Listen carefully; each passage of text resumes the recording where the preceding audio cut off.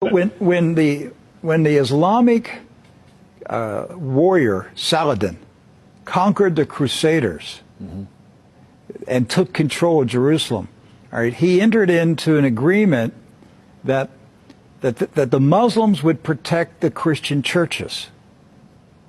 And so he appointed two Muslim families. Both of these families had been in Jerusalem for, close to 1,000 years. And each generation has passed down the key. The key. Right. The physical key. Mr.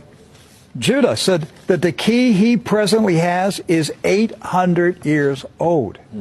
It's incredible. He had another key, but it broke. And this is a Muslim. I mean, yes. Adnabi Judah is a Muslim. And he said it's a great honor for a Muslim to hold the key to the Church of the Holy Sepulchre, which is the most important church in Christendom. That's not disrespect. That's, we don't hear this in America. We don't hear, because what we have been told is Christian Americans, you should hate Muslims, you should kill Muslims. Because they're going to tear down all the churches yes. and basically just ransack them and everything else. But here we have two families that for nearly 1,000 years have actually been watching over Christian churches. That's right. So who planted into our minds here in America that we should hate and kill Muslims? Who planted that thought in our head? Because it came into our society after 9/11. That's correct. So 9/11 was a calculated, planned operation, and it changed everything in our country. And so we were saturated with media propaganda, which who owns the media in this country? So we're saturated with this media propaganda. You Americans, you need to hate Muslims. You need to go to war. You need to send your sons to go kill Muslims. All right?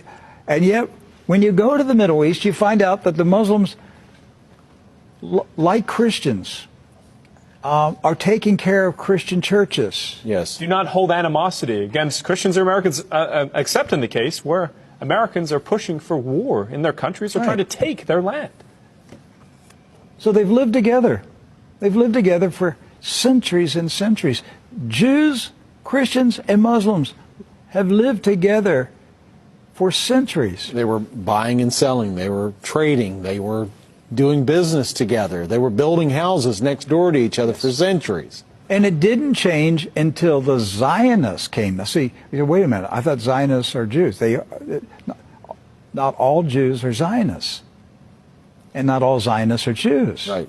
Zionism is a political movement. Yes. Right. It's an ideology. Yes. Not an ethnicity. And so when the Zionists came to Jerusalem and Palestine, basically in the 1920s and 30s and 40s, right, they came to agitate. They came to infiltrate. They came to seize control. And so they formed paramilitary groups, like Irgun.